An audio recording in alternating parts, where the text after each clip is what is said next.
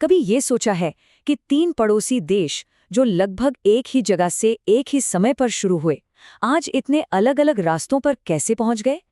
चलिए खान सर के विश्लेषण के जरिए इस पूरी कहानी को परत दर परत खोलते हैं। ये दो सवाल यही इस पूरे विश्लेषण की जड़ हैं। आखिर ऐसा क्या हुआ कि चीन इतना आगे निकल गया और पाकिस्तान इतना पीछे क्यों रह गया? जवाब उनकी नीतियों में तो है ही, लेकिन उससे भी ज्यादा उनकी सोच में छिपा है। चलिए पता लगाते हैं। तो सबसे पहले बात करते हैं चीन की।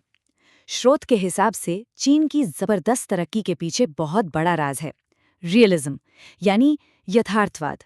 आदर्शवादी बातों में उलझने के बजाय सिर्फ और सिर्फ ठोस नतीजों पर ध्यान देना। यहाँ दो बिल्कुल अलग रास्ते दिखते हैं। एक तरफ चीन को देखिए, उसने एक झटके में अपनी भाषा तय की, अपनी पूरी आबादी, औरतों को भी काम पर लगा दिया और अपनी खुद की एक डिजिटल दुनिया खड़ी कर ली। और हम यहाँ बहस ही करते रह गए कि अंग्रेजी का क्या किया जाए। नतीजा ये हुआ कि हम आज डिजिटल दुनिया के सिर्फ एक कस्टमर हैं, मालिक नहीं। और इस यथार्थवादी सोच का नतीजा बिल्कुल साफ है। चीन ने अपना खुद का डिजिटल इकोसिस्टम बनाया, अपनी पूरी लेबर फोर्स का इस्तेमाल किया और इन सब का सीधा असर उसकी इकोनॉमी पर पड़ा, जो रॉकेट की तरह आगे बढ़ गई। अच्छा, जहां चीन ने यथार्थवाद का रास्ता पकड़ा, वहीं पाकिस्तान की कहानी एकदम अलग मोड़ ले लेती है।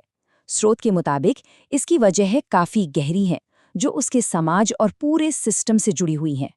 ये लाइन सोचने पे मजबूर कर देती है। पाकिस्तान के पास सेना नहीं है, सेना के पास पाकिस्तान है। इसका मतलब सीधा सा है, देश को चलाने वाली असली ताकत कोई चुनी हुई सरकार नहीं, बल्कि सेना है, और वही देश की दिशा तय करती है। स्रोत में इसे एक दिलचस्प नाम दिया गया है, प्रायोरिटी इन्वर्जन, यानी प्राथमिकता का उल्टा हो जाना। अब जरा सोचिए, अगर सारा ध्यान इस बात पर हो कि अगली दुनिया में क्या होगा, तो फिर इस दुनिया में फैक्ट्री और हॉस्पिटल बनाने की फिक्र कौन करेगा? बस यही सोच, यही मानसिकता भौतिक तरक्की के रास्ते में एक बहुत बड़ी दीवार बन जाती है। जब कोरोना की वैक्सीन को अमेरिकी साजिश बता दिया जाए, तो ये सिर्फ एक मजाक नहीं रह जाता। ये उस गहरी सोच को दिखाता है जो विज्ञान और तरक्की को भी शक की नज़र से देखती है। और जब समाज में ऐसी सोच फैल जाए, तो सिर्फ वैक्सीन पीछे नहीं छूटती, पूरा का पूरा विकास ही रुक जाता है। तो चीन और पाकिस्तान की बात तो हो गई।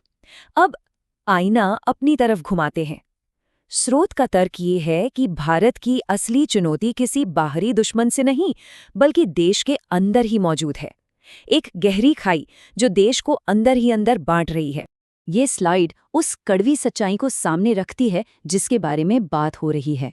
एक तरफ वो भारत है जहां वर्ल्ड क्लास प्राइवेट स्कूल और अस्पताल हैं, और दूसरी तरफ वो भारत जहां सरकारी सुविधाओं के लिए लंबी लंबी लाइनें लगती हैं। ये साफ दिखाता है कि देश सिर्फ सरहदों से नहीं, अमीरी और गरीबी से भी बटा हुआ है। और इस बंटवारे का असर सीधा सीधा जिंदगी और मौत का सवाल बन जाता है। ये उदाहरण दिल दहला देने वाला है कि कैसे सिस्टम की देरी की वजह से स्टेज 1 का कैंसर अपॉइंटमेंट मिलते मिलते स्टेज 4 तक पहुंच सकता है। देश के अंदर की इन चुनौतियों के साथ साथ भारत को दुनिया के मंच पर एक बहुत ही मुश्किल शतरंज की बिसात पर भी चलना पड़ता है।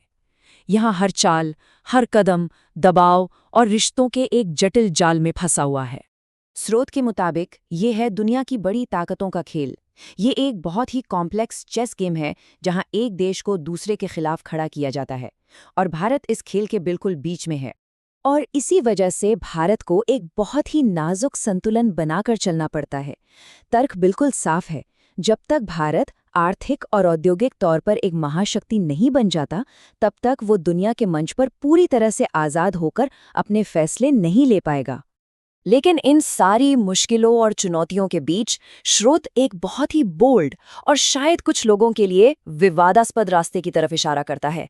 एक ऐसा रास्ता जो एक बड़े संकट को एक बड़े मौके में बदल सकता है। जरा सोचिए, एक ऐसा वक्त जब दुनिया की दो सबसे बड़ी ताकतें, अमेरिका और चीन, ताइवान को लेकर एक बड़े टकराव में उलझ जाएं। स्रोत का मानना है कि ऐसी स्थिति भारत के लिए एक अप्रत्याशित दरवाजा खोल सकती है। तो सवाल ये उठता है कि क्या पूरब में हो रहा एक बड़ा संकट पश्चिम में भारत के लिए एक बड़ा मौका बन सकता है? क्या एक ग्लोबल क्राइसिस का इस्तेमाल अपने राष्ट्रीय हितों को साधने के लिए किया जा सकता है? और यहाँ वो साहसिक सुझाव सामने आता है। तर्क ये है कि जब चीन और अमेरिका का पूरा ध्यान ताइवान पर टिका होगा, ठीक उसी वक्त भारत को अक्साई चिन पर अपनी पकड़ मजबूत करने का एक सुनहरा मौका मिल सकता है। और आखिर में ये एक बहुत ही दमदार ऐतिहासिक मिसाल दी गई है। ये मिसाल एक बड़ा सवाल छोड़ जाती है। राष्ट्रीय शक्ति, महत्वाकांक्षा और ज़रूरत पड़ने पर असर्टिव होने की इच्छा, इनके बीच आखिर क्या रिश्ता है? क्या वाकई इतिहास भविष्य के लिए कोई सबक देता है? ये सोचने वाली बात तो है।